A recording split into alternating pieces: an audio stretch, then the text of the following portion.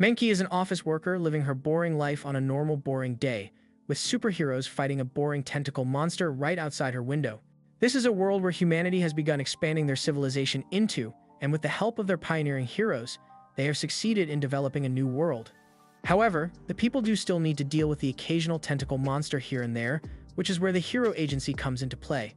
Normally, the people in this office would need to evacuate since the monster fight is happening next door, but at this point, none of them really care enough to run away, so it's pretty much if I die, then I die. In fact, Menki over there is still hard at work filling out a report, completely ignoring the monster out the window, and her boss loves her work ethic so much that he comes over to give her even more work to do. Meanwhile, Menki's coworkers are all gossiping about a rumor they heard that the company hired a humanoid robot recently, but the boss comes over and tells them to get back to work because he's not paying them to waste company time. Menki happened to overhear the rumor, but she doesn't think it really matters because whether it's a human, a humanoid robot, or even an alien, it doesn't change the fact that she's going to be stuck working at this office for the rest of her life. Meanwhile, right outside, the hero captain, Raymond, is getting ready to finish off the tentacle monster, but as he does so, the villain who was behind the whole attack gets sent flying into Menki's building, and he seems to be holding a bomb, so maybe she should have evacuated after all. Fortunately, before the bomb could go off, one of the heroes jumps in and kicks it out of the building just in time to save everyone inside.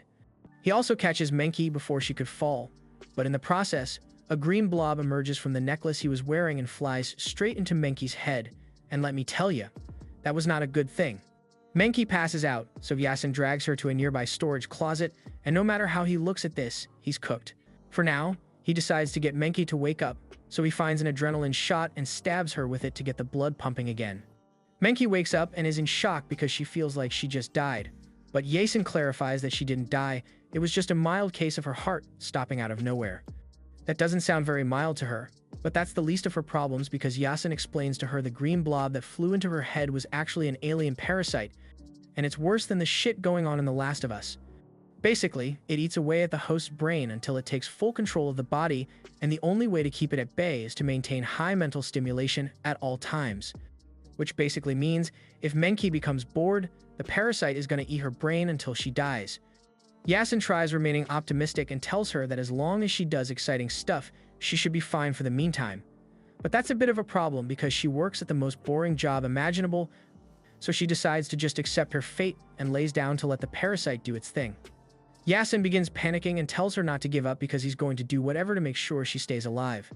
Menki doesn't understand why a hero like Yasin is willing to go so far to help her, and at first, you'd think he likes her or something, but no, it's just that if Menki dies, it will affect his performance metrics and he'd lose all his hero perks, so he wants to avoid that at all costs.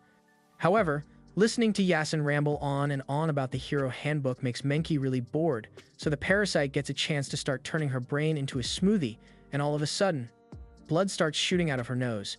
Several minutes later, Menki wakes up and she is horrified when she takes a look at the room, because there's more blood in here than in one of Jigsaw's traps.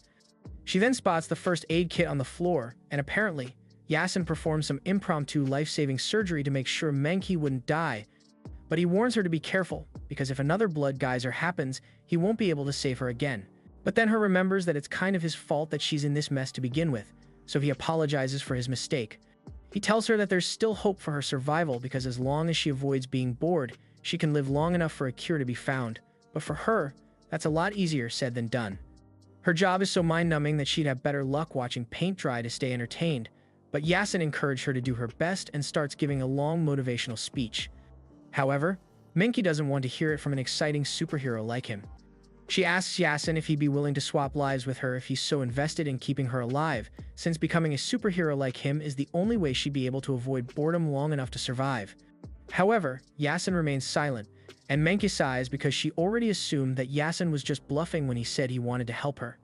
She heads for the door so she can return to her boring life. However, before she could leave, Yasin stops her and says he's willing to give her idea a shot.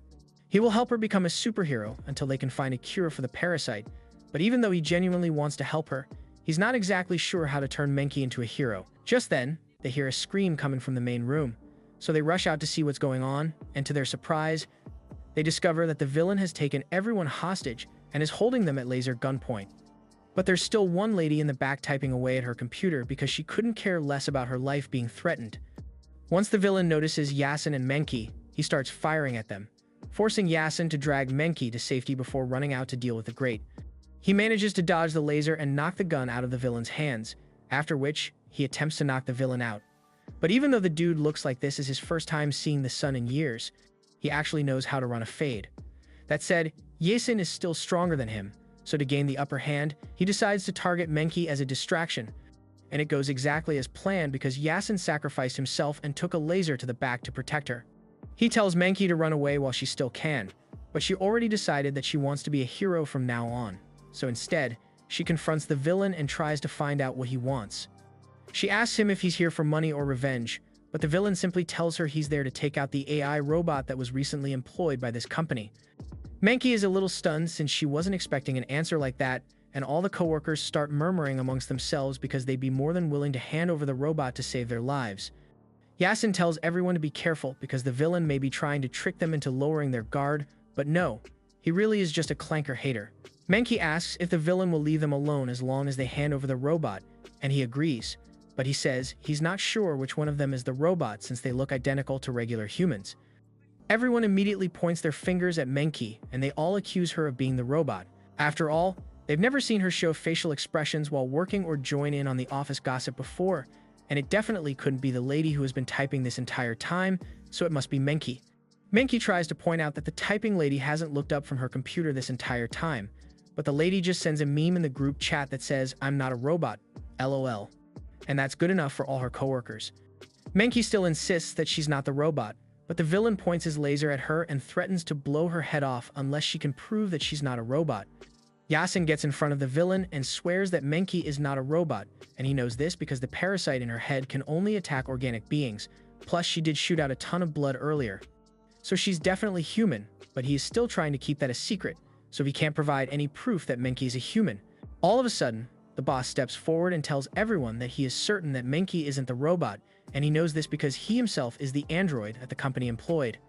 Everyone is so shocked by this development that they don't know what to say, but one of Menki's coworkers thinks the boss is just trying to sacrifice himself in order to save Menki, and she is so moved that she offers herself up as well and claims to be a robot.